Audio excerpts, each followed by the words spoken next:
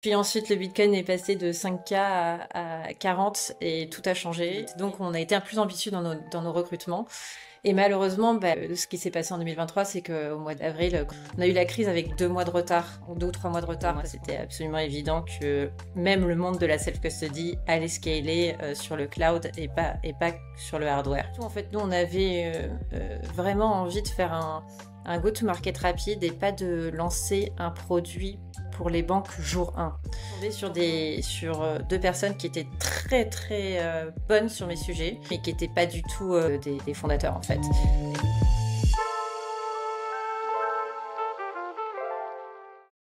Hello à toutes et à tous. Aujourd'hui, dans les coulisses du Web3, j'accueille Clarisse Agege. Salut Clarisse. Salut Gary, comment tu vas? Eh ben, écoute, super, merci. Je crois que toi aussi. Ça va bien, merci. Ouais. Merci pour ton temps. Aujourd'hui, on va parler de defense. Alors, moi, je prononçais tout le temps DFNS avant que j'aille sur la page Welcome to the Jungle et que je vois que ça se prononce defense. Ouais, ce que j'allais dire, bravo, tu l'as dit bien du premier coup, effectivement. C'était, écoute, on a réalisé effectivement que les gens faisaient une erreur de prononciation, puis après on a aimé l'effet initié, c'est-à-dire qu'une fois que tu le sais, tu comprends, et à un moment tu dis, ah, en fait, je comprends, je comprends pourquoi c'est Exactement. dit FNS. C'est exactement ce qui s'est passé. Écoute, dans cet épisode, on va revenir sur votre levée de fonds de 12 millions d'euros en 2022, avec des belles références qui sont entrées au capital, votre positionnement aussi face à des acteurs comme Fireblocks, et d'ailleurs on expliquera ce que vous faites bien sûr, et aussi comment se passe votre activité après une période de bear market maintenant révolue, on espère, aussi votre déménagement à New York. Peut-être déjà pour commencer, est-ce que tu peux te présenter et présenter Defense? Oui, alors je suis Clarisse, CEO de Defense. Avant de lancer Defense, moi je viens du monde traditionnel de la finance. Je suis ancienne banquière et avec un parcours assez classique. Et j'ai lancé Defense il y a bientôt 4 ans. Oui, bientôt 4 ans. Et ce qu'on fait chez Defense, c'est qu'on fournit une solution de technologique de custody d'actifs numériques. En d'autres termes, on crée des wallets pour les entreprises, pour les fintech, pour les startups, pour qu'elles puissent MBD, j'allais dire, mais intégré à leur site, à leur back-office, à leur middle office, une solution de sécurisation d'actifs numériques. On reviendra d'ailleurs sur les différents use cases. Déjà pour revenir sur la création de Defense, comment tu as fait ce switch entre ton ancien métier et ce pivot vers le monde de la blockchain? Ouais, ça s'est fait en plusieurs temps. Comme j'étais dans la finance depuis 2009-2010, évidemment, on a vu arriver la blockchain. Alors, on parlait plutôt de la blockchain que des cryptos dans l'industrie financière. Et surtout pour améliorer des métiers comme le trade finance. Et d'ailleurs, c'est des sujets qui sont encore d'actualité parce qu'il y a un manque de standardisation cet espace. Et même si je pense que c'est d'ailleurs un des use cases sur lequel la blockchain peut vraiment scaler. Aujourd'hui, on est toujours en train de parler de comment la blockchain peut améliorer le trade finance, mais c'est un vieux sujet. Ça fait 10 ans qu'on en parle. Et donc, on regardait ça. Et donc, ça a été ma première approche sur la technologie. Et ensuite, en 2016, j'ai décidé d'avancer un peu plus et de me mettre à lire des white papers, notamment white paper d'IOTA à l'époque que j'ai trouvé particulièrement intéressant. Et en fait, c'est un peu là que chacun a un moment où son cerveau a explosé. C'est le moment où mon cerveau a explosé. En me disant, mais voilà, on ne reviendra pas en arrière. Ça va transformer significativement euh, toutes les transactions d'actifs, toutes les transactions de valeur. Euh, et à l'époque, j'ai essayé de monter une application de rémittance. J'étais à New York aussi et avec mon associé, on travaillait sur le sujet des rémittances entre les États-Unis et le Mexique. Et donc, du coup, comment améliorer, les rendre plus faciles, moins coûteuses. Sauf qu'en 2016, tu pouvais pas construire grand-chose sur la blockchain. Les smart contracts venaient d'être annoncés. Mais c'est vrai que c'était une technologie encore voilà, assez difficile. Et puis du coup, on a décidé de mettre le projet de côté après 1 an et demi de travail sur ce sujet-là. Et donc, du coup, moi, je suis restée très proche de ce secteur et j'ai eu la chance en 2019 qu'on me propose de conseiller une start-up qui était incubée par l'incubateur de la banque dans laquelle je travaillais, donc à l'époque Crédit Agricole, Cassib. Et donc, c'était une start-up du village. Qui s'appelait Qui comment? IOV et qui You've- était rebrandé en Starname. C'était un blockchain name service sur Cosmos. Euh, et ils finalisaient cet été-là leur ICO privé. Et j'ai voulu les aider à lever un petit peu d'argent. Et ce qui me semblait intéressant, c'était d'aller voir des acteurs institutionnels qui n'avaient jamais acheté de crypto et d'essayer d'évangéliser un petit peu justement sur la tech, sur les projets qui étaient en train d'être créés. Euh, la vente du projet n'était pas compliquée parce que ça fait partie, même si le blockchain name service, on n'en parle pas beaucoup, ça fait partie quand même des piliers fondamentaux d'infrastructure où les acteurs institutionnels comprennent, peuvent comprendre pourquoi tu décides de remplacer un IBAN par un nom. Donc vendre le projet, c'était pas si compliqué que ça. Par contre, vendre le closing du projet, c'était vraiment un cauchemar. Aucun acteur ne voulait avoir un ledger et faire confiance à son trader pour pouvoir conserver leur investissement. Si tu voulais ouvrir un compte chez Anchorage et BitGo, les frais étaient tellement énormes que si tu investissais 100 ou 150K, ça faisait aucun sens. Et donc, c'est vraiment cet été-là que j'ai commencé à approfondir le sujet de la conservation institutionnelle d'actifs numériques, d'un point de vue technologique, d'un point de vue aussi de services financiers. Et ce qui me semblait, c'est qu'il y avait un vrai trou dans la raquette sur la partie technologique, et on avait des solutions qui étaient des solutions davantage pour des investisseurs, pas de solution qui était vraiment fit pour moi, ce que j'appelle la vague de la builders economy, donc pour pouvoir vraiment aider les développeurs, pardon, à construire des applications sûres. Et donc voilà, c'est comme ça que Defense est né, avec, on va dire, en tête deux sujets principaux. Le premier, essayer de construire une solution pour conserver des actifs de façon décentralisée, parce que ça me semblait un peu aberrant qu'on soit tous en train d'interagir avec une technologie décentralisée, qu'on prenne notre clé privée, qu'on la mette sur un device centralisé chez des acteurs centralisés. J'ai l'impression qu'on recrée un énorme point unique de défaillance. Et le deuxième, c'est avoir une solution qui soit API first pour pouvoir justement intégrer des stacks technologiques qui être beaucoup plus faciles à leverager. Ok, ouais. Et donc le constat de base, c'était que des acteurs comme BitGo, en fait, étaient vraiment adaptés pour des institutionnels, enfin, comme des exchanges, par exemple, mais pour des développeurs, des boîtes qui voulaient se lancer, c'était juste des intouchables en termes d'entrée, quoi, de prix d'entrée. Exactement, et la technologie était, surtout en, tu vois, 2019, la technologie était vraiment, vraiment pas là. On était sur des sujets où si tu voulais avoir accès à ton argent, t'attendais 48 heures pour que BitGo redébloque les fonds. Donc, vraiment pas du tout fit pour ces acteurs-là. À Ouais. l'époque, en 2019, t'avais Curve et Fireblocks qui sortaient de leur seed, qui étaient qui venaient de lever une seed. Donc, c'est plutôt des petits acteurs. Ce qui semblait vachement intéressant, ce qu'ils faisaient, surtout en leverageant la technologie, qui est la technologie qu'on utilise aussi aujourd'hui, qui est le multiparty computation. On pourra en parler. Euh, euh, mais encore une fois, des solutions qui étaient surtout des interfaces qui permettaient à un asset manager d'interagir avec ses actifs numériques et pas encore de solutions vraiment API first. Ok. Et alors, quand tu as eu cette idée, enfin, ça a été quoi le. Enfin, en plus, enfin, t'es pas développeur, donc Non, ça a été quoi un peu le. Enfin, comment tu t'es dit, ok, je vais creuser ça, ça a été quoi les premières actions? écoute, une des discussions hyper importantes que j'ai eues, et c'est drôle, là, tu vois, je vais à Eve Denver dans quelques semaines, et je me disais qu'il y a 3 4 5 ans, les conférences blockchain étaient absolument incroyables parce que tu rencontrais les fondateurs des plus grosses boîtes tout le temps, mais vraiment au détour d'une pièce, ils étaient très accessibles et tu avais des conversations incroyables. Et justement, en 2019, c'était la Blockchain Week à Berlin au mois d'août, et j'ai rencontré Auriel, le fondateur de Zengo. Et Yes. lui me parle de Zengo du MPC et de la technologie qu'il commence à utiliser, qu'il a leveragé pour faire du self-custodial wallet sécurisé. Euh, et voilà, il m'en parle pendant 1 heure et je trouve que c'est incroyable. Du coup, je rentre chez moi et, et je regarde MPC pour les nuls. Non, mais je commence à regarder effectivement cette technologie de près.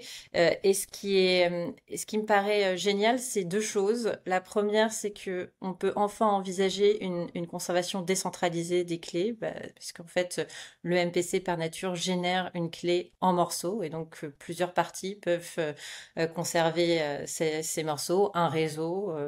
peut-être un jour une blockchain. Donc, c'était, on va dire, le premier point. Et le deuxième, c'est que c'est une technologie qui élimine le point unique de défaillance quand elle est implémentée correctement, évidemment. Et deuxièmement, introduit la notion de business continuité de façon presque native. C'est-à-dire que tu peux perdre des morceaux de clés et continuer à régénérer ces morceaux de clés que tu as perdus. Tu peux envisager qu'un serveur, à un moment donné, arrête de fonctionner et quand même permettre à tes utilisateurs d'accéder à leurs fonds. Et le dernier point aussi, c'est que comme ce sont des cryptos primitives, tu peux enfin envisager une solution qui n'est pas juste une solution hardware-based, mais software-based. Et ça, pour moi, c'était absolument évident que même le monde de la self-custody allait scaler sur le cloud et pas sur le hardware. Alors, pas mal de choses, hein, on va revenir sur ce Ouais, point-là. Et d'ailleurs, je vous recommande l'épisode avec Aurélien Ohayo, CEO de Zengo, que j'avais enregistré il y a quelques semaines. Super épisode. Et il expliquait bien d'ailleurs les différents use cases. Alors, c'est vrai que Zengo, je pense que c'est une solution assez complémentaire parce que c'est plus adressé aux particuliers. C'est ouais. vraiment une app mobile, hein, alors que vous êtes plutôt API first pour les développeurs. Mais t'as raison. Et d'ailleurs, j'ai pas répondu à ta question. Et donc, du coup, je rencontre Auriel et je trouve que c'est génial. Je rentre chez moi et je commence à écrire un article à l'époque avec d'ailleurs le fondateur d'IOV en disant, mais en fait, pourquoi tu ne permets pas à des milliers de wallets de devenir des Zengo, plutôt de créer Zengo. En fait, la technologie que tu as créée est géniale, t'en fais une API.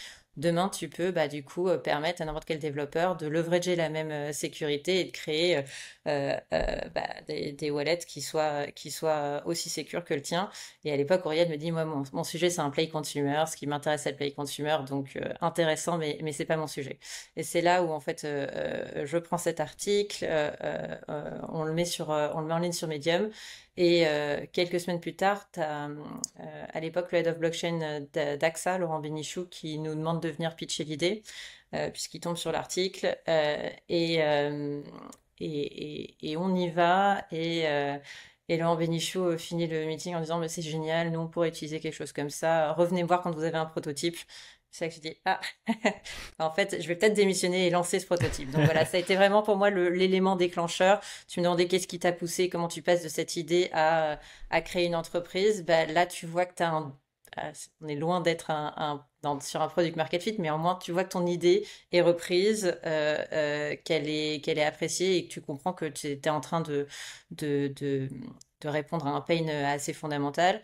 Et voilà. Et donc là, je me suis dit que tu vois, on est en septembre 2019. Quand tu crois un tout petit peu que cette industrie enfin, toute l'industrie financière va tourner sur la blockchain et qu'on est à l'âge 1 de l'industrie, tu te dis que c'est un sujet assez fondamental pour tenter ta chance et, et quitter ton boulot et te mettre full-time sur ce projet-là. Donc c'est ce que j'ai fait. Carrément. Donc ouais, deux rencontres importantes. Et Ouais. d'ailleurs, pour développer ensuite ce prototype, comment ça s'est passé? Tu t'as engagé des développeurs sur fonds propres ou tu t'as associé avec des développeurs? Bah ça, c'est mes premières erreurs. Donc ça, c'est hyper intéressant. Bah oui, effectivement. Donc du coup, moi, j'arrive. Bah, c'était ma première vraie, on va dire, initiative entrepreneuriale. Il y avait eu ce projet avant, mais je l'avais fait avec un ami qui était lui-même développeur, donc on était resté beaucoup dans ce binôme. Et là, effectivement, j'avais besoin de trouver des cofondateurs techniques. Un peu naïvement, hein, j'ai lancé des offres d'emploi pour des cofondateurs sur AngelList et un peu partout. Et je suis tombée sur deux personnes qui étaient très bonnes sur mes sujets, qui comprenaient vraiment le projet, mais qui étaient pas du tout des fondateurs en fait. Et donc du coup qui attendaient la levée pour vraiment commencer à travailler, à s'investir. Et donc on passait beaucoup de temps à brainstormer, mais très peu de temps à construire. Et j'ai la chance d'avoir un conjoint qui, lui, a été entrepreneur toute sa vie et qui me dit, attention, Clarisse, je pense que ça va prendre du temps à construire ce prototype à cette allure. Et qui me montrait un peu ses red flags que j'ai écouté. Chris a fini par me rejoindre deuxième trimestre 2020 sur ce projet alors qu'il mettait le sien de côté. Et là, effectivement, on a mis en place un process beaucoup plus carré de recrutement de cofondateurs. On a levé notre précide en même temps et donc en fait on n'a pas développé sur fonds propres. On a été chercher un CTO qui à l'époque avait lui déjà été fait partie de l'équipe cofondatrice d'une solution d'actifs numériques qui avait été vendue à Genesis, donc il connaissait bien le sujet. Et voilà, une fois que David nous a rejoint, la dynamique était lancée, c'était beaucoup plus facile pour lever notre précide. Évidemment, c'est des sujets tellement techniques que quand tu n'es pas cofondateur technique, même au niveau de la levée de la précide, les choses étaient plus compliquées. Donc voilà, une fois qu'on a recruté David en 4-5 mois, on avait un premier prototype qu'on pouvait présenter, alors qui était loin d'être complet, pas avec une technologie propriétaire, mais on avait quelque chose qui prouvait un peu effectivement notre projet. Ok. Et d'ailleurs, vous avez levé combien en précide On a fait une précide en 2 rounds. On a fait une première précide de 350 000 euros et crédit à Super Capital parce qu'en fait on l'a fait quasiment qu'avec la newsletter d'Orentin qui a parlé de notre projet et on a Corentin pardon Orsini et là on a eu 3 BA qui sont rentrés rapidement sur le projet. Et deuxième temps, nous on a été incubés par un programme Techstars d'ABN AMRO et dans ce programme on a rencontré pas mal de monde et en fait on a eu pendant le programme une volonté de quelques business angels d'investir. Donc on a réouvert un deuxième round sur ce précide ou un deuxième tour, une extension du précide et là on a relevé 600 000 euros. Donc on a fait quasiment, je crois que c'est 900 000 euros de précide, 900 000 euros de précide au total. Et après, ok. Et après, vous êtes allé revoir AXA pour montrer ce fameux proto. Alors oui, sauf que les projets d'AXA avaient bien changé Oui. entre-temps. Donc oui, on en a reparlé à Laurent Benichou, mais en tout cas, c'était plus le sujet pour AXA. Non, après, là, on a eu justement la chance d'être incubé par Techstars. C'est vrai que ABN AMRO, c'était un sujet qui les intéressait, donc on a fait un POC avec eux. Donc on a eu pas mal d'expertise justement d'ABN AMRO et de retour sur ces sujets-là. Et surtout, en fait, nous, on avait vraiment envie de faire un go-to-market rapide et pas de lancer un produit pour les banques jour 1.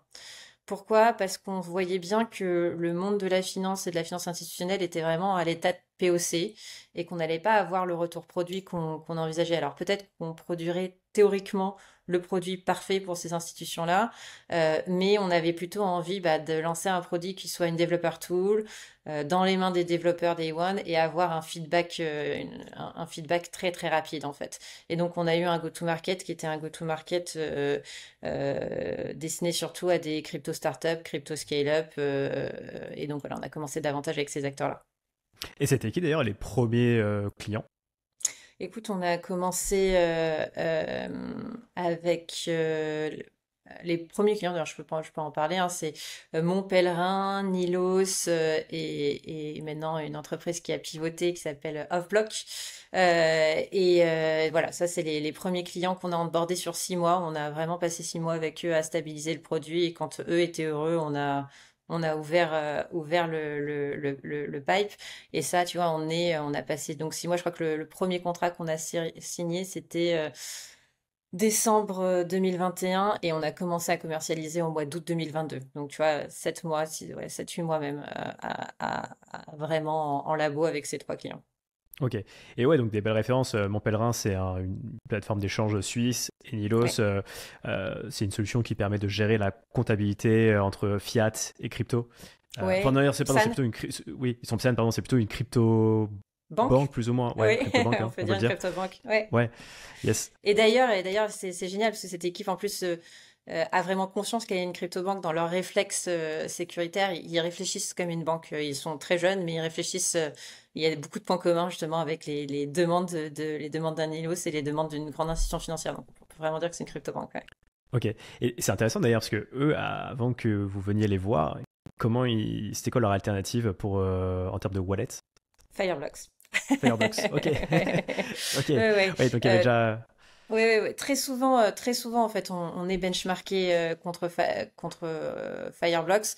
Et effectivement, Fireblocks est une solution qui est très populaire chez tous les acteurs réglementés pour une raison qui est, bah, pour plein de raisons. Déjà, c'est une solution qui était très early sur le marché, qui a grossi très rapidement. Donc, d'un point de vue réputation, ça rassure de se dire, si je prends Fireblocks, aucun risque. Du coup, en tout cas, s'il se passe quelque chose, c'est pas de ma faute. Tout le monde prend Fireblocks. Tu vois, tu as cet effet réseau qui se, qui se crée. Mais tu vois, jusqu'en 2021, 2022, on va dire qu'on avait à chaque fois, quand on pitchait le pro, il y avait trois feedbacks quand on pitchait Defense jusqu'à ouais, mi-2022. Le premier, c'était on a monté le setup nous-mêmes. Donc il y avait beaucoup de do-it-yourself et de setup fait à la main avec quelques ledgers et un Gnosis Safe ou avec un KMS, un un AWS KMS. Euh, Ça, c'était le premier point. Le deuxième, et puis sur la partie B2B2C, il n'y avait juste pas de solution, c'est-à-dire qu'on laissait ces end users onboarder avec MetaMask ou avec n'importe quelle seed phrase, donc un mnémonique wallet. Le deuxième feedback qu'on avait, c'était bah, Fireblocks qui commençait à monter. Donc Fireblocks commençait sur la solution B2B de Trezor. Donc B2B FinTech, on les voyait beaucoup. Et le troisième feedback qu'on avait aussi à ce moment-là, c'était aussi chez des plus gros acteurs, des gens qui leverageaient des solutions HSM, parce que par exemple dans le monde bancaire, en fait, on fait de la sécurisation de clés depuis 50 ans, depuis les années 70. C'est vraiment quelque chose qui est très connu de toutes les CISO, de tous les CISO, pardon, du monde bancaire. Et en fait, quand un CISO entend une demande, on doit manager des clés privées. À l'époque et surtout voilà, entre 2019 et 2022, le feedback naturel, c'est ah ben on a des HSM, on va s'en occuper via du hardware sécurité module.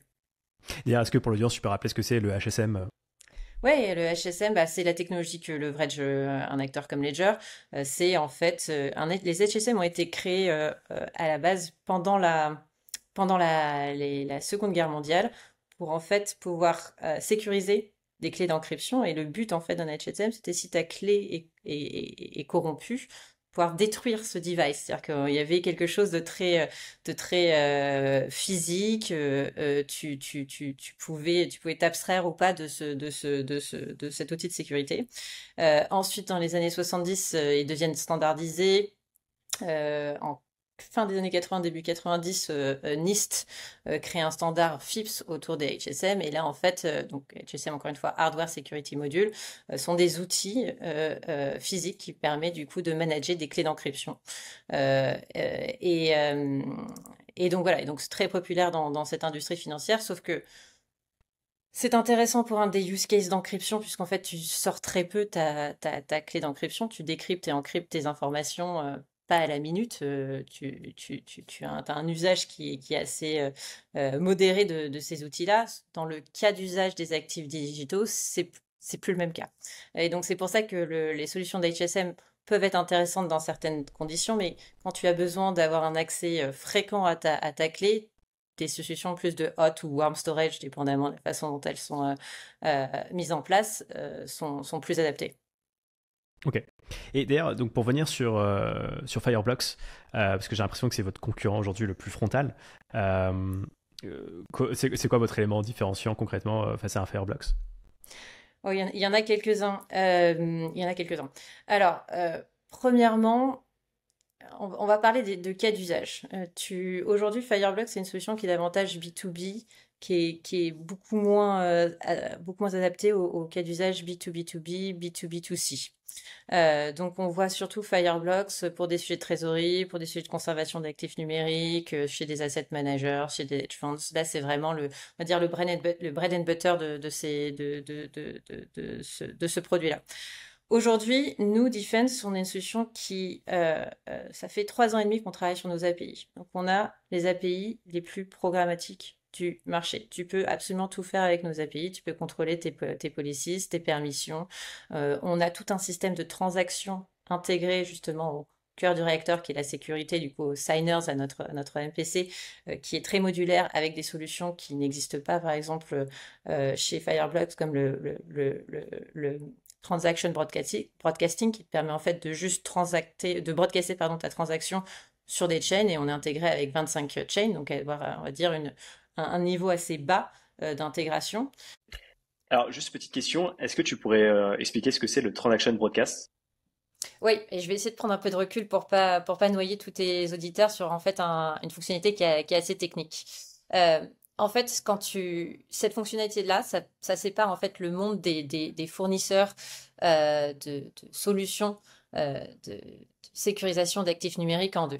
Donc, d'un premier côté, tu vas avoir le monde des solutions de gestion de clés.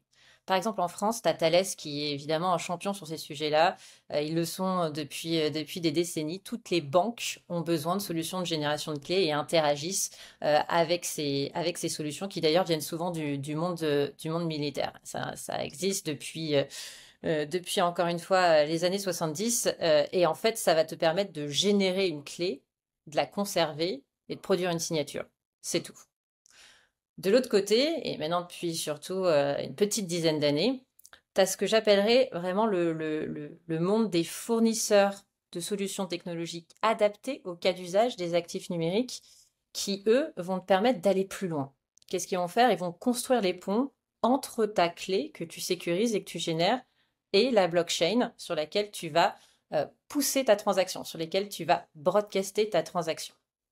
Et là, en fait, contrairement au simple key management service pur et dur, ce qui va se passer, c'est que cette signature-là va pouvoir parler la sémantique de la chaîne et va permettre en fait, par l'usage de modules, de templates, de comprendre la donnée de la chaîne et va permettre aux développeurs de l'interpréter et d'interagir avec elle intelligemment. Et ça simplifie la développeur experience. Par contre, juste peut-être un petit point, ce que les gens savent pas, c'est que généralement, quand tu vois que tu as une solution qui est intégrée avec une chain, sans chain, tu assumes que tu peux tout faire et que ton fournisseur va pouvoir te permettre de complètement interagir avec ces blockchains. Et en fait, tu as un monde parfois entre un niveau d'intégration d'une blockchain par un fournisseur donné et un autre. L'écart vraiment entre une intégration complète et une intégration minimale va te permettre tout simplement de faire des choses comme simplement transférer un token et en faire son retrait. Donc ça veut dire le niveau 1, ou le niveau qui va te permettre de gérer des transactions beaucoup plus complexes, c'est-à-dire interagir complètement, par exemple, avec un smart contract. Et nous, quand on parle de transaction broadcast, qu'est-ce qu'on fait en fait? C'est qu'on a permis, en fait, on a construit une interface générique qui va te permettre de gérer et de déployer tes smart contracts sur toutes les chaînes que nous supportons. Un seul template, toutes les chaînes, et ton développeur n'a plus besoin d'aller comprendre la blockchain, de s'intégrer directement avec elle. Nous, on le supporte. Et c'est pas simplement ça, c'est évidemment le template, la facilité d'intégration, mais c'est aussi derrière toute l'infrastructure. C'est-à-dire que nous, par exemple, on est intégré avec plus de 5 fournisseurs tiers qui nous permettent d'accéder à leur RPC Node pour évidemment écouter cette blockchain, l'indexer et transmettre à nos clients toutes les informations dont ils ont besoin pour construire les cas d'usage. Et très simplement, je vais essayer de parler concrètement de cas d'usage. Aujourd'hui, tout cas d'usage de tokenisation, donc des plateformes comme Tokeny, Dogo, BridgeSplit, ce qu'elles font, c'est parfois elles sont absolument monochain, mais en fait, elles essayent d'étendre leur capacité sur plusieurs chains. Et nous, ce qu'on va permettre, c'est avec un seul template, qu'elles puissent interagir avec toutes les blockchains sur le cas d'usage de la tokenisation. Tokenisation, c'est un bon cas d'usage puisqu'évidemment l'utilisation de smart contract est centrale, mais tu peux avoir aussi la tokenisation de produits comme ce que fait le cas d'usage d'un Ariani ou tout ce qui va être decentralized identity, où là par exemple on a des clients comme Didit qui interagissent avec cette fonctionnalité.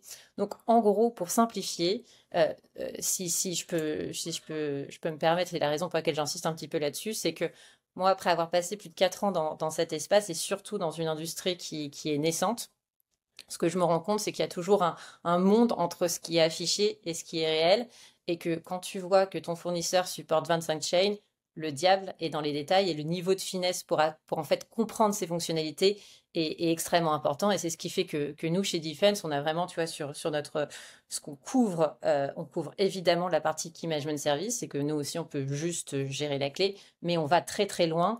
Et d'un point de vue développeur experience, bah, ça va te permettre de complètement limiter tout ce que tu vas construire en interne pour supporter ton cas d'usage, et vraiment te focaliser sur, bon, bah, maintenant, qu'est-ce que je développe au-dessus, l'interface expérience par rapport à son utilisateur et tout ce qui va autour de la gestion de ton smart contract et de sa gestion et de la façon dont il a interagi avec la chain. Et c'était le premier gros élément différenciant par rapport à Fireblocks, et tu sais qu'il y en avait d'autres aussi. Oui, alors on parle aussi de la latency de notre MPC. Donc aujourd'hui, nous, on a investi très tôt. On va dire, ça fait 4 ans qu'on investit en R&D. On a des cryptographes in-house qu'on a été chercher dans les meilleures universités. Ça a été vraiment aussi ça, un sujet d'aller recruter une équipe qui soit une des équipes les plus expertes sur nos sujets de MPC. Et d'ailleurs, tu vois, tous nos investisseurs n'étaient pas forcément alignés avec cette stratégie, puisqu'aujourd'hui, tu as t'as des librairies open source. Et donc, au début, on avait ce, ce- souvent cette question de, mais en fait, pourquoi vous leveragez pas une technologie qui est open source? Pourquoi avoir besoin que ce stack-là soit propriétaire? Euh, et, euh, et en fait, pour nous, c'était assez évident depuis le début que le MPC, comme on le connaissait, était une technologie qui avait besoin de beaucoup plus de recherche et de travaux de R&D pour améliorer des performances, notamment sur le sujet de la latency, au niveau de la génération de ton wallet et du temps de signature. On pensait à des use cases ou de scalabilité où tu aurais besoin bah, tu vois, tu commences à les voir dans le ticketing. Si tu fais du ticketing sur du NFT et que tu as 20 000 tickets qui sont vendus à la minute, tu as besoin d'avoir une solution derrière qui soit capable de signer ces transactions et de processer des nombres de transactions qui sont, on va dire, assez en ligne avec ce que tu peux voir avec des, des, des, des Mastercard, des Visa et ce type d'acteurs. Donc nous aujourd'hui, on a un MPC qui est extrêmement rapide. On a pu développer notre propriété, notre stack propriétaire. Donc on leverage le même papier que Fireblocks, qui est le CGG-MP 21, qu'on a nous implémenté pardon, en Rust, ce qui le rend déjà un peu plus sécure. On a pu du coup, grâce au fait de maîtriser ce stack, créer des features comme ce qu'on appelle les pré-signatures, des pré-sigs, qui nous permettent du coup de pouvoir générer euh, euh, euh, un wallet en dessous d'une seconde. Ça, c'est des acteurs. Ce qui est intéressant, c'est que c'est des acteurs qui sont des acteurs davantage pas du monde de la finance, mais du monde du consumer, qui nous ont fait travailler sur ces sujets. Puisqu'en fait, quand tu vends à un Breitling, quand tu vends à un Carrefour, quand tu vends à n'importe quel type de large consumer, large industrial company, le fait que son expérience Web3 va ressembler à son expérience Web2, bah, il faut derrière que la tech suive. C'est-à-dire que tu peux pas avoir sur ton application ton wallet qui met 7 secondes à générer avant que tu reçoives ton NFT. Et en fait, c'est ces acteurs-là qui nous ont fait beaucoup travailler, et notamment des acteurs comme Ariani, qui vend qu'à ces acteurs-là. Et donc, on est arrivé sur ce type de performance. Et nous, quand on a vu ces demandes de marché, on a décidé d'aller plus loin. Et on a développé maintenant un algorithme qui est un nouvel algorithme MPC propriétaire qui nous permet de, de- d'atteindre des niveaux de performance qu'on voit à peu près, on est à 2000 à 3000 fois plus rapide de ce que tu vois dans les stacks classiques, type un stack de Fireblocks aujourd'hui. Donc ça, c'est quelque chose qui est extrêmement important. Pas, je dirais aujourd'hui, on commence à le voir, mais quand tu penses à un monde où cette technologie est adoptée sur des use cases qui sont des use cases quotidiens et avec des millions et des millions d'utilisateurs, ça devient absolument crucial.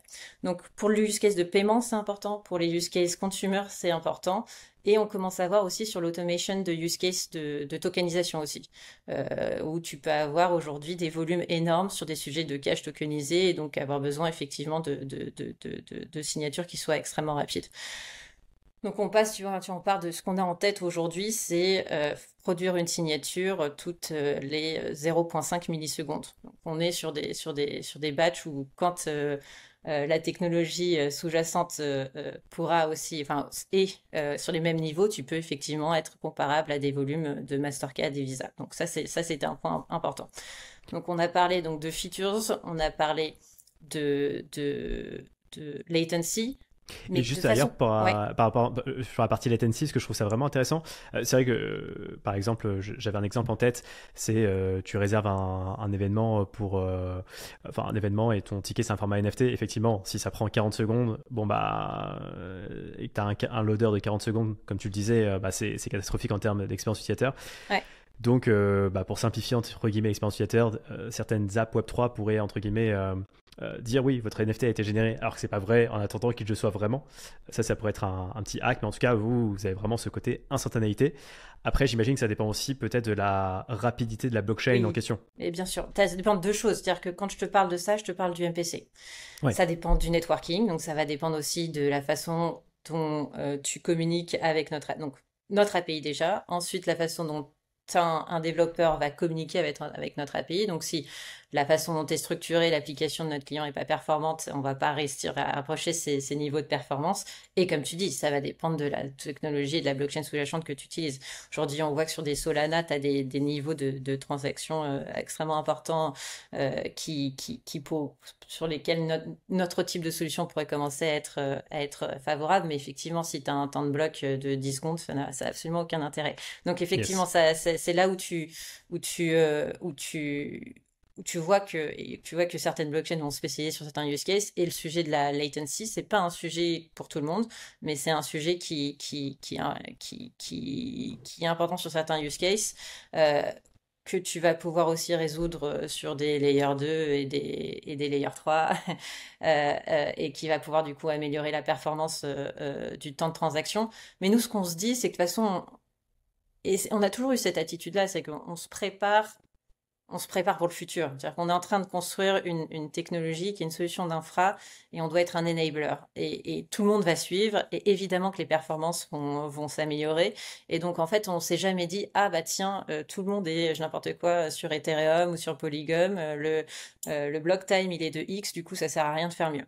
C'est pas comme ça qu'on réfléchit. On réfléchit vraiment en se disant, aujourd'hui, bah, tu as des gens qui sont sur on a des acteurs qui nous utilisent bizarrement sur des blockchains privées. Tu te dirais ton sujet de la sécurisation des clés n'est pas le même, mais ils ont juste pas envie de se mettre à manager leurs clés tous les 4 matins. Voilà, donc tu peux avoir différents cas d'usage et en fait notre vision, c'est d'être extrêmement agnostique en termes de sous-jacent, en termes de blockchain et de pouvoir vraiment enabler tous ces use cases financiers. Ok. Et pardon, donc je t'ai coupé sur la partie. Oui, j'aurais dû commencer par ce troisième point parce que c'est un point assez fondamental, mais comme on parlait de features, j'étais sur ces sujets de features. En fait, ce qui est vraiment fondamental comme différence entre un Fireblocks et un Defense, c'est la façon dont on a implémenté, nous, la technologie, le MPC. En d'autres termes, aujourd'hui, tous les acteurs qui implémentent le MPC l'implémentent avec un modèle co-custodial. Qu'est-ce que ça veut dire? Ça veut dire qu'ils vont partager des morceaux de clés entre eux et le client final. Et donc, pour signer, tu as besoin que la clé côté serveur Fireblocks signe, et tu as besoin que la clé côté user signe également. Donc, soit présente et interagisse dans le moment de la signature. Généralement, c'est des modèles de MPC qu'on appelle, alors qui sont sur 3 sur 3 ou 3 sur 4, parce que parfois tu as une clé qui sert à faire de la redondance chez un acteur qui fait comme Concover, qui va s'occuper de faire un backup de cette clé-là. Peut-être qu'il faut que je m'arrête ici et que j'explique ce que c'est que ce 3 sur 3. Ouais, 3 sur... Ouais, yes. ok. Alors, le MPC, qu'est-ce que c'est? Ça va te permettre de générer Auriel, on en a déjà parlé. Donc, ça va te permettre de générer ta clé en morceaux sans avoir un dealer central. Donc, comme tu n'as pas de dealer central, tu n'as pas une partie qui prend la clé et qui va la partager et ensuite la distribuer. les morceaux de clés sont générés sur différents serveurs, en fait, ou ça dépend de l'implémentation, mais en tout cas, il n'y a pas de dealer central dans le MPC. Donc, ce qui est magnifique, c'est que tu n'as pas de point unique de défaillance. La clé est de façon native générée en morceaux, en d'autres termes. Pour pouvoir signer une transaction, on utilise ce qu'on appelle du threshold signature, donc la signature à seuil. Et là, en fait, tu vas définir un nombre de morceaux de clés dont tu as besoin pour signer une transaction. Tu peux dire, j'ai besoin de 2 morceaux sur 2. J'aurais besoin de 2 morceaux sur 5, de 2 morceaux sur 100. Et en fonction du coup de ton threat model, donc la façon dont tu vas définir les enjeux de sécurité dans ton organisation, donc ton framework de sécurité, tu vas définir ce seuil-là. Ces premiers acteurs qui ont travaillé sur le MPC, comme ils ont utilisé en fait le MPC comme un modèle co-custodial, ils ont défini un seuil pour pouvoir signer la transaction qui était égal au nombre de morceaux générés. Donc, tu as besoin de 2 morceaux sur 2 générés pour pouvoir signer une transaction. C'est-à-dire que tu as besoin que toutes les parties soient réunies. Et ça, c'était hyper important parce que ce que voulait prouver un acteur comme Fireblock, c'est que lui tout seul ne pouvait pas générer une transaction, mais que son utilisateur non plus tout seul ne pouvait pas le faire. Et donc, il y avait bien une forme de sécurité et de résilience dans le modèle. Avec une clé, Fireblocks pouvait régénérer un autre morceau de clé si jamais l'utilisateur la perdait, etc., etc. Donc ça, c'était vraiment les premiers modèles de MPC. Donc on est sur des modèles co-custodiaux qui, du coup, vont partager ces morceaux-là entre le client ou l'utilisateur final et le fournisseur de services. Nous, on est arrivé sur ce marché en se disant, en fait, on pense profondément que ça n'a pas de product market fit. Pourquoi? Soit tu es un développeur ou tu es une SMBs. Et en fait, en interne, tu n'as pas de compétences en sécurité. Tu n'as pas envie même de te mettre à manager un morceau de clé. C'est stressant, c'est anxiogène. Il faut y mettre en place, encore une fois, ce morceau de clé, il devient très important. Donc, si quelqu'un y a accès, il peut aussi signer une transaction on behalf de l'utilisateur. Et donc, tout ce bas du marché veut une solution qui soit entre guillemets fully managed. Ce qu'ils veulent, c'est un accès à leur portefeuille numérique sans avoir le poids de gérer ce matériel entre guillemets radioactif qui est la clé privée. Donc ça, voilà, ça c'est un peu notre constat. Et quand tu vas voir des acteurs qui sont des plus gros acteurs, comme les Tier 1 Banks, les Tier 2 Banks, eux, ils veulent tous ces morceaux de clés chez eux. Parce que pour des raisons de sécurité et de conformité en interne, des raisons réglementaires, ils veulent pouvoir prouver que seuls eux ont accès à ces morceaux de clés. Et donc en fait, ce partage de morceaux de clés n'a pas beaucoup de sens. Tu veux pas te balader avec ton téléphone et avoir ton morceau de clé sur ton téléphone, c'est juste trop stressant. Et donc en fait, nous, ce qu'on a fait, c'est qu'on a décidé de générer ces morceaux de clés sur un réseau pair à pair, distribués de serveurs qui chacun font la conservation des morceaux de clés de notre client. Et en fait, ce qui te donne l'accès à ton portefeuille numérique, c'est l'authentification que tu vas faire via notre API, qui est elle-même basée sur de la cryptographie, c'est-à-dire que tu as une autre clé sur ton téléphone, une clé privée aussi, mais qui n'a rien à voir avec la clé qui est on-chain. C'est une clé qui va permettre en fait de générer localement sur ta machine un secret qui est unique. Nous, Defense, on n'a pas accès à ce secret-là. Potentiellement, une plateforme qui voudrait justement faire du B2B2C, donc donner un wallet à un end-user, n'a non plus pas accès à ce secret-là, puisque ce secret-là est généré localement sur le téléphone ou l'ordinateur de l'utilisateur final. Et de cette façon, tu garantis bien le fait que, tu vois, cryptographiquement, toutes les transactions sont signées, c'est-à-dire qu'on a un record de c'est bien la clé qui était sur le téléphone qui a signé la transaction et personne d'autre. Tu garantis bien le fait que potentiellement une plateforme au milieu ne peut pas mouvoir les fonds des actifs des utilisateurs de son web parce qu'il n'a pas accès aux secrets qui sont sauvés sur les utilisateurs. Mais si tu perds ton téléphone, tu perds pas ta clé.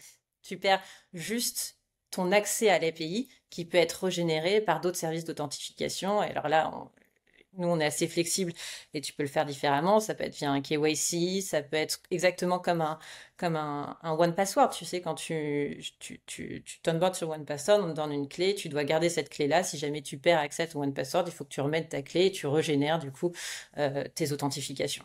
Et donc ça, c'est vraiment c'est fondamental comme différence parce que ça change complètement euh, le, ça change complètement les compétences en interne que tu dois avoir pour bien gérer ton infrastructure de wallet. C'est plus du tout les mêmes. C'est-à-dire que tu n'as plus besoin d'avoir un ingénieur qui va être un DevOps ou qui va être un security engineer qui va faire attention au setup parce qu'en fait, il y a de la private key matériel absolument partout dans le back-office et chez les traders et chez les développeurs d'une entreprise. Et on voit que ce modèle-là, en fait, il fait beaucoup de sens. Il fait beaucoup de sens sur la partie, encore une fois, sur la partie euh, développeurs, SMBs. T'entends un ouf de soulagement quand quand tu présentes ce modèle-là. Et en fait, comment on sert le marché institutionnel? Bah, ce réseau que nous, on a construit, il peut se développer on-prem. Donc, on peut déplacer ces signers chez des acteurs qui veulent avoir, eux, toute la main mise, on va dire, sur les morceaux de clé. Ok, très clair. Et d'ailleurs, ça m'amène à me poser la question comment vous positionnez, alors c'est peut-être pas le même positionnement, mais un acteur comme Magic, Magic Link, hein, qui permet Ouais. aussi qui fait aussi du MPC. Euh, Non, ouais, non, c'est pas du tout le. non, Alors, Magic parce fait que pas du MPC, mais ils font du ok, self-custodial wallet et ils ont un autre setup. Ils utilisent davantage, il me semble, hein, ils ont peut-être évolué, mais en tout cas c'est sûr qu'ils font pas du MPC, mais ils utilisaient une solution de hardware propriétaire. D'ailleurs, je pense qu'ils ont développé un brevet sur ce sujet-là et en fait hmm, ils le wrappaient via un Magic Link qui crée l'authentification à ton wallet. oui, Et aujourd'hui, je crois d'ailleurs qu'ils ont aussi un système de passkeys qui peuvent être intégrés à leur infrastructure. ok. Et WebTrueoff fait du MPC aujourd'hui. ouais, ok. Et c'est intéressant parce que tu parlais de réseau décentralisé, bah, on pourra en reparler après. Pour revenir un peu sur justement votre parcours, une fois que vous avez eu du coup ces premiers clients, on parlait de Nilos, de Montpellerin, ça a été quoi? Enfin, j'imagine qu'après vous avez réussi à monétiser. Comment d'ailleurs vous avez réussi à définir votre business model? Euh, J'imagine que c'est peut-être par. Enfin d'ailleurs c'est intéressant ouais, que tu donnes ton feedback là-dessus. C'est quoi le business model? Ouais, là, ça c'était aussi un des sujets différenciants. Si on avait fini sur il y en a d'autres hein, avec Fireblocks, on n'a pas fini la liste, mais un des sujets Ouais, différenciants, c'est aussi le pricing model. Et ça, c'était une évidence absolue. Moi, quand je suis rentrée sur ce marché, je suis rentrée avec des yeux de banquière qui a pu, sur certains deals, cross-seller ou vendre, pardon, des services de conservation à des grosses entreprises, à des grosses institutions financières. Et ce que tu vends, c'est tu le prices sur tes meilleurs clients, tu le prices entre 1 et 5 basis points sur le volume de transaction. Donc ça, c'est ce qu'un service financier va facturer à son client quand il vend un service de conservation financière. Aujourd'hui, tu as des fournisseurs de services technologiques qui price, qui facturent plus que ces bases-là à des clients qui derrière sont des banques ou sont des conservateurs pour d'autres clients qui doivent en plus faire une marge par-dessus. Ça marche pas, en fait. Ça compliqué, marche ouais. pas. Ça marche juste parce qu'on est sur des concepts où il y a, en fait, aujourd'hui, chez les plus gros acteurs, on est sur du POC et ils sont pas encore dans une logique de, de, de, De d'être scaler leur profitable sur ces activité. produits, Ouais. ouais, ou d'être profitable sur ces produits-là. Ça marche parce que quand tu es un hedge fund, que tu payes 20 bips, pardon, 20 basis points sur ce que à ton à ton fournisseur de services technologiques, tu l'intègres dans ta marge et puis ça peut fonctionner. Mais en fait, ça ne marche pas quand tu veux permettre à des fintechs de développer des services financiers sur ta solution. Et en fait, nous, on est arrivé du coup avec un regard vraiment différent qui est, on est un fournisseur de services technologiques. Point barre. On n'est pas un service financier. Et qu'est-ce que ça veut dire? Ça veut dire qu'on doit facturer notre technologie. Donc, ce qui nous intéresse, c'est le nombre de portefeuille que tu génères, c'est ton activité, le nombre de signatures que tu fais, le nombre de personnes qui ont accès à l'API, le nombre de blockchains que tu vas vouloir leverager, et puis après des features qui vont être spécifiques, comme est-ce que tu veux avoir ton backup on-prem, est-ce que tu veux pouvoir exporter tes clés, est-ce que tu vas pouvoir les importer, etc., etc. Donc tu vois, c'est une logique qui est beaucoup plus comme un cloud provider, comme un AWS. D'ailleurs, moi, je rêve quand on connaîtra vraiment bien, quand les cas d'usage seront plus scalables, plus gros et qu'on aura une meilleure connaissance de tout notre base commerciale. Je rêve qu'on ait une forme de roulette, tu vois, où en fait, le prix est tellement clair que tu rentres ton activité et on te dit exactement comment tu vas scaler et tout est extrêmement transparent. Donc ça, pricer comme un fournisseur de services technologiques, c'est-à-dire pricer ta tech et pas pricer comme un service financier, c'était absolument important et c'est un point très différenciant avec les acteurs enfin les acteurs, les usual suspects des vendeurs aux institutions financières. Deuxièmement, transparence. C'est-à-dire qu'en fait, ce qui m'a, quand j'ai fait ma première user research en 2020 et que j'ai commencé à interviewer à l'époque quasiment que des clients de Fireblocks et quelques clients de BitGo. Mais ce qui me paraissait incroyable, c'était la différence de prix d'un client à l'autre.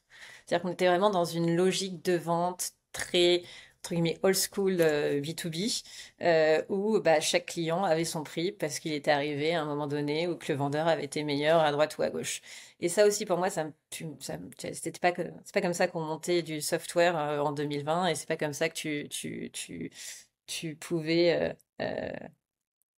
amener de la trust en fait et pouvoir créer autour de ton produit une adhésion.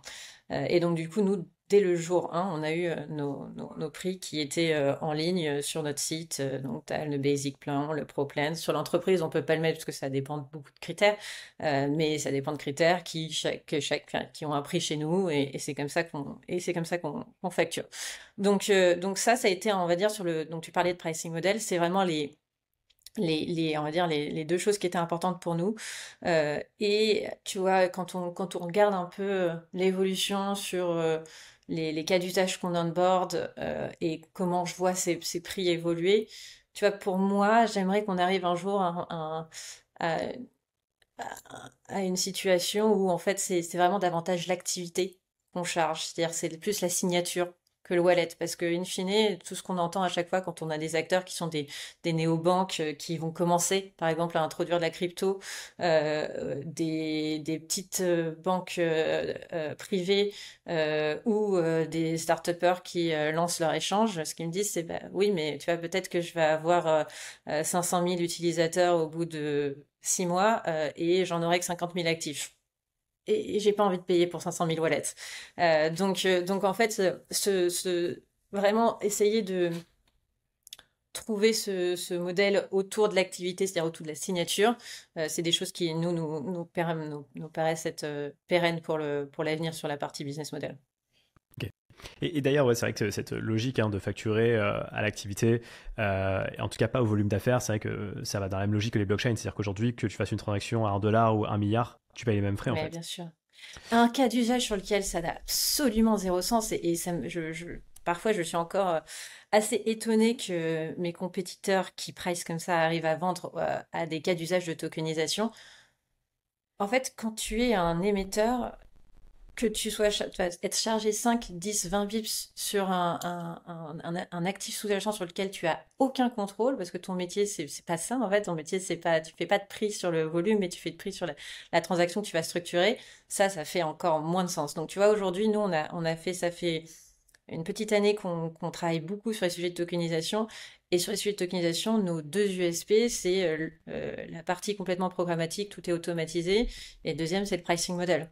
C'est clair, tu peux construire ton business model, t'es pas dépendant.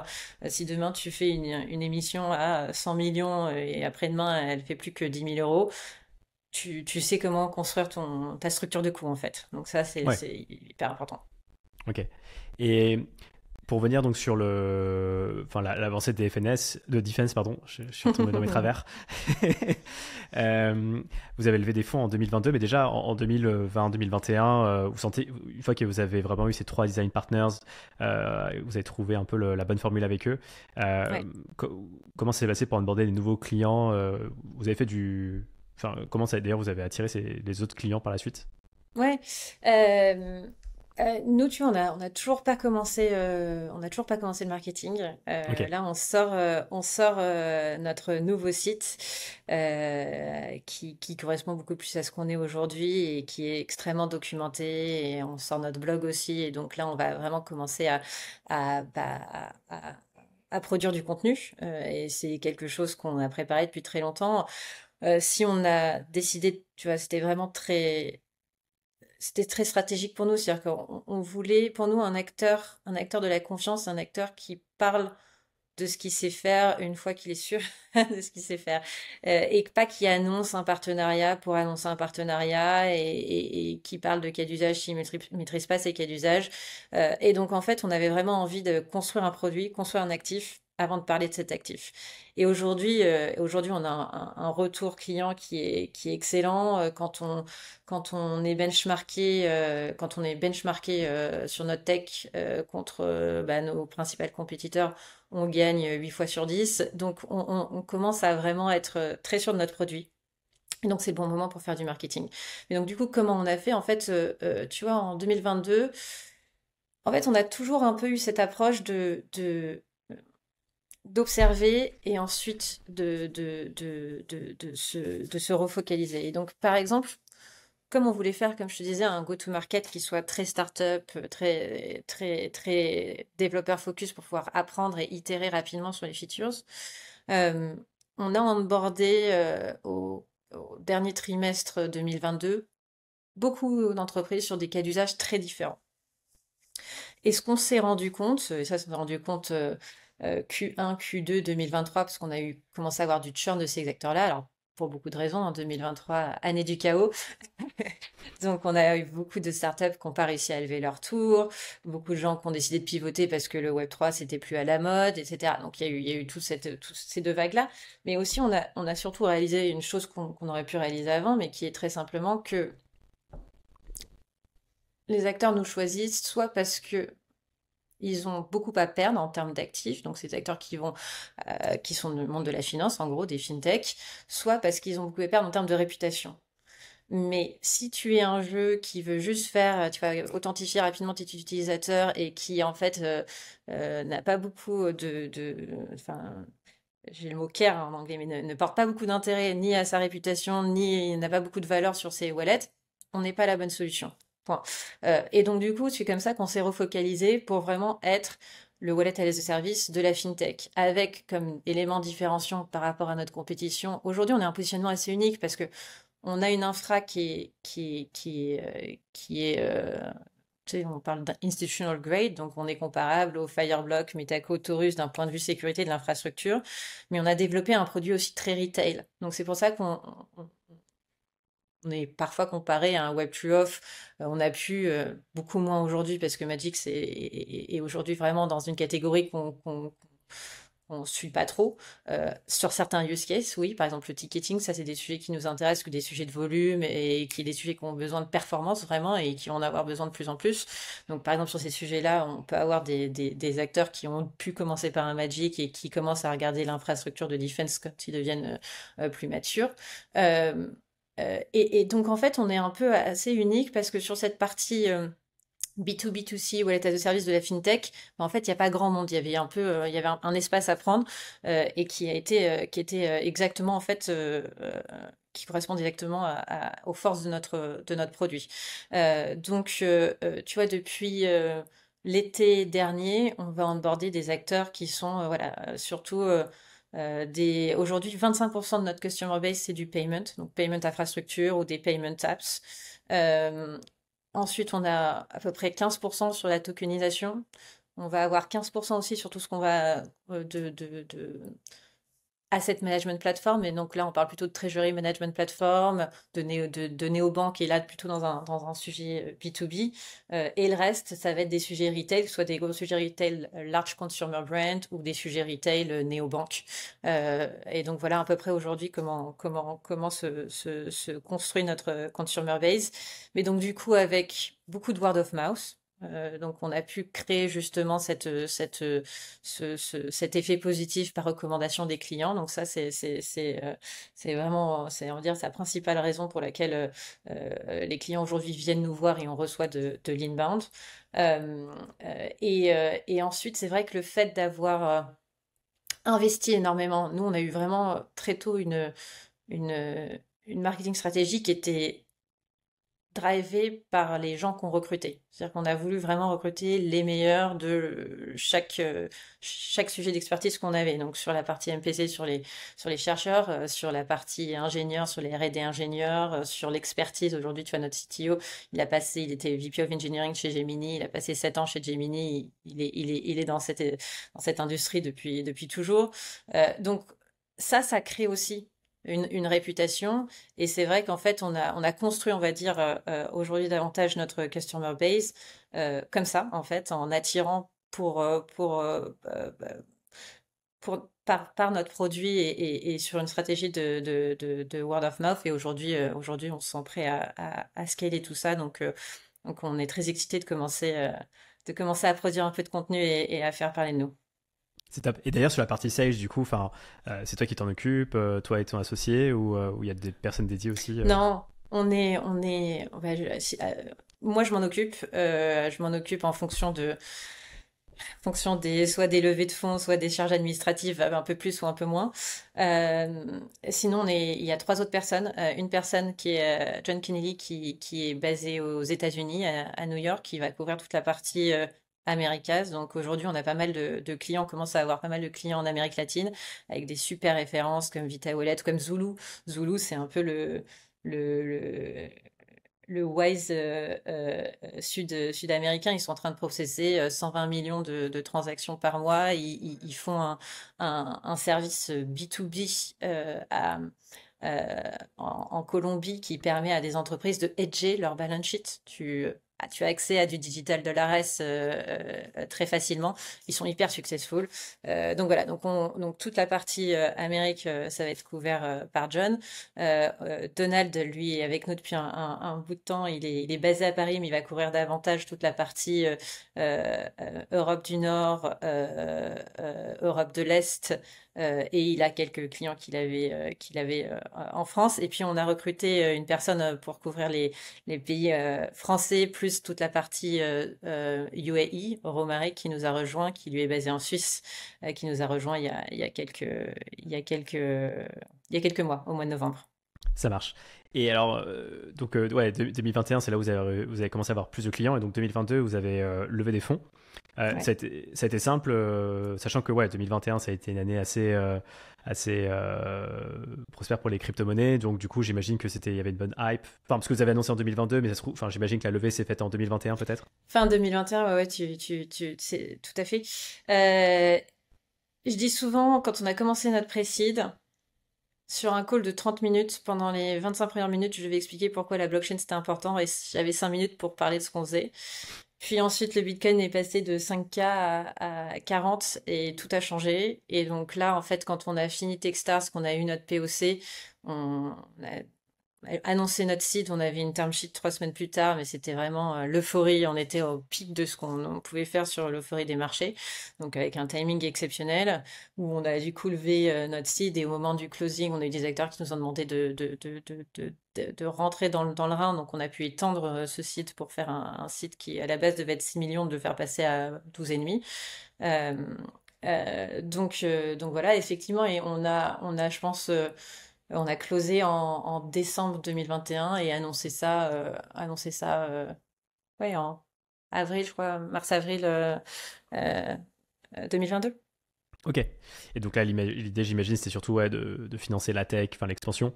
Sachant Aujourd'hui, que... ouais, 70% c'est produit, c'est notre investissement. Ok. Et d'ailleurs, tu me disais que vous êtes parti, tu me disais ça en off, hein, que vous êtes parti à New York avec ton un associé. Et d'ailleurs, on en parlera après, ton associé qui est aussi ton mari. Et je trouve ça vraiment Ouais. intéressant de comprendre aussi comment vous arrivez à compartimenter la vie pro, la vie perso. Alors, on la compartimente pas. C'est ça la réponse. Non, non, on n'y arrive pas. On n'y arrive pas, mais on est assez content. C'est-à-dire que la première année, ça a été un peu difficile sur l'ajustement pour plein de raisons. Déjà parce qu'il fallait apprendre à se connaître professionnellement, hein. On se connaissait personnellement, mais pas professionnellement. Puis on est tous les deux des contrôles fric, donc on a mis beaucoup de temps à, à se faire confiance professionnellement. Et ensuite, c'est devenu extrêmement confortable parce que en fait, quand tu lances une boîte et que tu as la responsabilité de ces investisseurs qui t'ont fait confiance, de la mission que tu as sur le marché qui est énorme, c'est 24 heures sur 24. Et donc, quand tu as un conjoint qui est pas dans le qui a pas forcément la même intensité de travail, ça peut créer des frustrations. Et moi, je sais que dans ma vie précédente, justement, avec Chris, d'ailleurs, quand lui était entrepreneur et moi j'étais banquière, il y avait des week-ends où je me demandais, mais pourquoi t'es pas à la maison? Ouais. Pourquoi on fait pas quelque chose ce week-end? Et là, c'est plus du tout le cas. Donc là, on est complètement alignés, on a les mêmes objectifs. Et en fait, c'est du coup, ça devient très confortable et ça te permet d'être peut-être que tu vois, ça cadre pas vraiment. Du coup, t'as moins de moments off, évidemment. C'est vrai que l'avantage d'avoir quelqu'un qui travaille pas avec toi, c'est qu'au moins tu peux apporter cet équilibre. Mais honnêtement, j'y crois pas trop à l'équilibre vie perso, vie pro en start-up dans les 4 5 premières années. Ceux qui arrivent, qui me disent comment, moi j'ai l'impression que c'est quand même, et ouais, c'est très intense, donc c'est quand même Ouais, très très j'imagine. très difficile de pouvoir assurer un équilibre. Donc ce qui nous apporte de l'équilibre, c'est les enfants. C'est-à-dire que les enfants, ça pour le coup, il y a un moment où il faut s'arrêter, il y a un moment où il faut les chercher à l'école, il faut les déposer le matin, enfin. T'as beau être en train d'envoyer tes 50 000 messages, il faut quand même, voilà, t'as des temps fixes et puis t'as envie de passer du temps avec eux le week-end. Et donc voilà, c'est les moments, c'est eux qui nous cadrent en fait. Aujourd'hui, c'est nos Yes. enfants qui nous cadrent. Énorme. Bah ouais, non, mais ça fait complètement sens. Et d'ailleurs, tu me disais aussi en off, hein, que vous êtes parti à New York, donc Oui, à la base pour conquérir le marché américain, mais que le timing n'a pas été forcément bon. Mais bon, vous êtes quand même resté, donc preuve que c'était quand même une bonne idée. écoute, on est arrivé, comme je te disais, 3 4 mois avant l'effondrement d'FTX, donc tu peux faire mieux niveau timing. Et puis 2023, ça a été dur partout, mais le marché américain a été vraiment particulièrement ralenti pour des raisons réglementaires. Euh, Tout le monde est tellement dans l'incertitude que c'est extrêmement dur de lancer des projets. On a même vu des gros acteurs du gaming qui avaient des projets self-custodial ne pas vouloir les lancer parce qu'ils avaient trop peur de se prendre un procès sur la tête. Donc ouais, non, 2023, ça a été particulièrement dur aux États-Unis. Mais mine de rien, ce qu'on a réalisé, c'est qu'aussi beaucoup de fondateurs américains, parce que ils n'ont pas arrêté de travailler, et ça n'a pas arrêté d'être un environnement en émulation totale, lancer leurs initiatives à l'étranger, mais qui vivaient quand même à Brooklyn, qui vivaient quand même à Manhattan, et c'est quand même des gens qu'on a pu, tu vois, avec qui on a pu construire des relations et développer justement aussi la marque Defense dans ces réseaux-là aux États-Unis. Euh, Aujourd'hui, on pense que de toute façon, c'est un marché extrêmement résilient. Quand ça repart plus fort sur le marché américain. Donc, on pense que c'est encore important d'être ici. Il y a une autre échéance qui est hyper importante, c'est les élections présidentielles du mois d'octobre, là. Ça peut aussi complètement changer la dynamique positivement ou négativement sur les 4 prochaines années. Donc, on garde ça avec attention. Euh, et en fait, quand on va pouvoir consolider l'équipe aux États-Unis, je pense il y aura un moment où on fera notre retour en Europe. Mais oui, là, on est encore aux États-Unis pour 2 3 ans au moins. Et d'ailleurs, la tech team est aux États-Unis ou elle est en Europe? Donc c'est assez partagé. La plupart de notre équipe C-level est aux US. Donc notre Chief Product Officer est à Atlanta, notre CTO est dans le New Jersey, notre aide de la sécurité, il est basé à San Francisco, mais c'est un Français et qui d'ailleurs veut être rapatrié, donc à partir du mois de juin, il sera à Paris. On est content, on reconsolide l'équipe parisienne. Beaucoup de nos ingés sont à Paris, donc c'est assez varié, et tant mieux, parce qu'il faut qu'on assure, tu vois, une des raisons pour lesquelles aujourd'hui aussi nos clients sont heureux avec nous, c'est le support. C'est-à-dire que tu as un support qui est assuré par nos ingénieurs et donc ça nous permet de couvrir une time zone très large. Donc ça a été... Il y a des... Tu vois, je dis toujours Moi, personnellement, je commence à en avoir un peu marre du full remote. J'aimerais bien qu'on puisse avoir euh, des bureaux et se voir un peu plus souvent. Je pense pas que le full remote porte atteinte à la productivité. Au contraire, je pense que ça rend. Et quand t'as une équipe qui est extrêmement senior, peut-être même que tu gagnes en productivité. Par contre, ça porte atteinte à la créativité. Et donc là, tu vois, on commence à essayer chaque trimestre par équipe de se regrouper et d'essayer de se voir. Parce que t'as pas voilà, l'idée que tu partages avec quelques collaborateurs au détour d'un café dans un bureau. Donc, on essaye, les prochaines recrues, on veut vraiment les faire à Paris ou à New York pour essayer vraiment de recréer deux pôles. Ouais, carrément. Bah, c'est vrai qu'avec le remote, à moins ces small talks, discussions de Hmm. couloir ou des fois Ouais, desquelles peuvent émaner des grandes idées. Euh, et pour venir sur justement cette période un peu 2023, qui a été une année un peu noire pour l'écosystème, euh, comment vous avez géré ça? Est-ce que vous avez vu aussi des acteurs qui ont un peu souffert de la situation? Est-ce que vous êtes OK? Vous avez quand même levé des fonds conséquents, mais l'argent, forcément, ça, bien sûr. ça baisse. Enfin, je veux dire, le compte en banque baisse, donc comment est-ce que vous Ouais, avez géré ça? écoute, 2000, 2022, donc du coup, on fait notre levée fin 2021. 2022, je présente un budget à notre board et là, tout le monde me dit, mais Clarisse, il faut brûler beaucoup plus vite. Vous êtes sûr? Oui, faut brûler beaucoup plus vite. Donc, on a été un peu plus ambitieux dans nos recrutements. Et malheureusement, bah, du coup, ce qui s'est passé en 2023, c'est qu'au mois d'avril, quand on a vu vraiment, quand on a vu la tendance des premières, c'est que nous, on a eu la crise avec 2 mois de retard, ou 2 ou 3 mois de retard, parce tu sais, on est une société d'infra, et du coup, c'est ta utility bill, tu continues à la payer jusqu'au moment où tu fermes vraiment, donc au dernier moment. Donc nous, c'est vraiment à partir de fin février dernière qu'on a commencé à avoir l'étendue des dégâts. Et du coup, au mois d'avril, on a dû resizer l'équipe. Resizer l'équipe, ça veut dire on a dû euh, laisser partir 8 personnes sur une équipe de 30, c'est énorme. Et vraiment essayer tu vois, de se reconcentrer sur nos priorités, d'être extrêmement lean sur la façon dont on pense tout. On pense les sales, on pense on avait toute une roadmap début 2023 de sponsoring d'events, etc., qu'on n'a évidemment pas fait. Donc voilà, donc tu reprioritises et tu dis, OK, bah maintenant, il faut que je tienne 3 ans. En fait, et avec ce que j'ai, il faut que je construise l'équipe et mon budget bah là, j'avais prévu de tenir 18 mois, il faut doubler. Et c'est ça qu'on s'est fixé comme objectif. Et davantage, avec encore une fois, c'est de la. Et ça apporte aussi des. Honnêtement, ce qui est drôle, c'est que tu vois, ça apporte aussi des effets positifs. C'est-à-dire que sur toute notre partie infra, par exemple, on n'avait pas encore pensé optimisation de nos coûts d'infrastructure. Parce que c'est normal, c'est-à-dire quand tu commences une boîte, ton objectif c'est la top line, c'est pas la bottom line, et donc du coup, les ingés avancés, et on n'avait pas du tout pensé à ça. Et bah typiquement, on a pu réduire en 6 mois de 50% tous nos frais d'infra. Ce qui était énorme, vraiment énorme. Ça nous a acheté ça, 4-5 mois de runway juste en optimisant la façon dont on travaillait.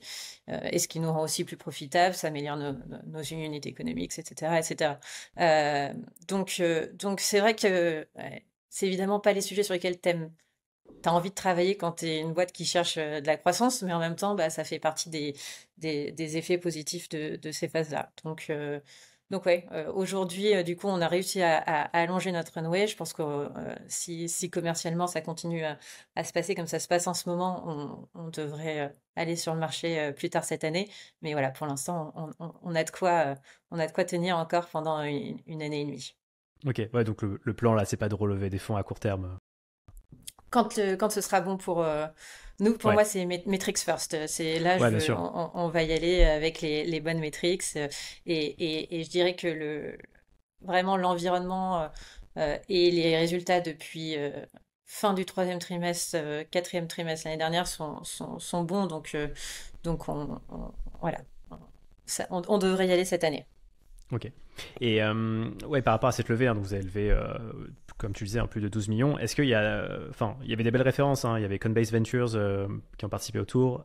Il y avait Ash, il y avait Ryan Selkis, hein, qui est le fondateur de Messari. J'ai vu aussi qu'il y avait Xavier Niel. Est-ce qu'il y en a parmi eux qui sont au board, ou est-ce que vous êtes encore en contact avec eux de temps en temps? Alors, pour la petite anecdote, Coinbase investit chez nous et annonce la semaine après le closing de notre investissement qu'ils achètent Unbound.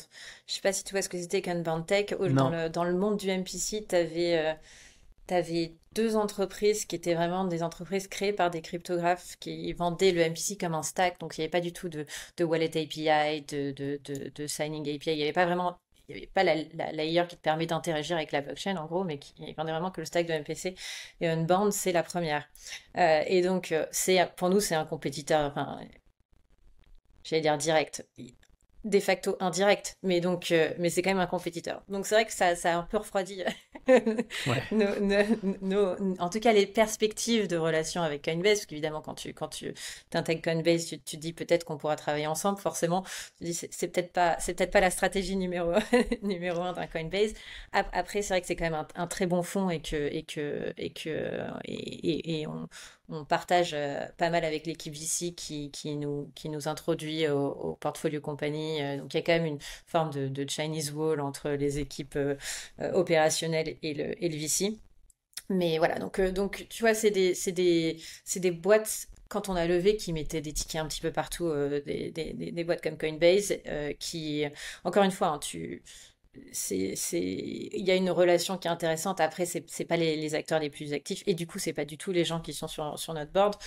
Aujourd'hui, nos deux investisseurs principaux, c'est White Star Capital et Motive, et ce sont eux qui sont sur notre board. On a eu longtemps aussi Asht qui participait aussi. Asht, c'est un investisseur coréen qui est backé par Fonds souverain coréen, qui est un super investisseur aussi, très crypto, beaucoup plus DeFi. Donc on a la chance d'avoir un peu ce mix d'investisseurs plus traditionnels avec ce côté très fintech comme des motives. White Star Capital avec nous, on dépend évidemment du fonds Web3 qui est quand même très très intégré sur la partie Web3, qui a fait des super investissements et qui est vraiment un très beau fonds. Et nous, on a une super relation avec White Star et qui a apporté beaucoup de valeur. Et des fonds voilà, plus DeFi comme des Hashed, comme des sémantiques. Donc on avait vraiment envie de s'entourer avec voilà, d'acteurs qui pouvaient nous ouvrir les portes dont on avait besoin, donc, et le monde de la fintech, le monde traditionnel, mais également le monde du Web3. Ok. Merci Clarisse. Bon, on va bientôt conclure. Est-ce que tu as une ressource que tu aimerais partager, quelqu'un que tu recommanderais pour ce podcast ou une anecdote quand tu as envie de partager encore? Oui, vous devriez inviter, bouge pas une seconde, bouge pas Yes. une seconde, parce que son nom m'échappe, mais elle est top. Ah mince, parce que c'est vrai on t'avait fait la remarque qu'il n'y avait pas assez de femmes dans ton podcast, Ouais, il me tout à semble. fait. Tout à Donc fait.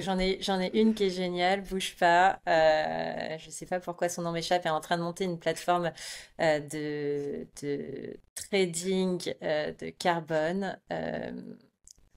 Mon Dieu. Oh, je suis désolée. Bah écoute, je te redonnerai son nom Tu me le en diras en off. off En off. et Mais je me écoute, chargerai c'était de la un contacter. plaisir. Voilà, c'était un plaisir en tout cas. Et merci de cette heure passée avec toi. Merci à toi et merci pour ton temps. N'oubliez pas de vous abonner à la chaîne, de liker la vidéo. C'était une super interview. Merci beaucoup Clarisse. Et bon, ça aurait pu durer encore longtemps parce que j'avais plein de questions, mais bon, après, ça fait des trop longs épisodes, donc on va s'arrêter là. Encore merci. Merci à toi.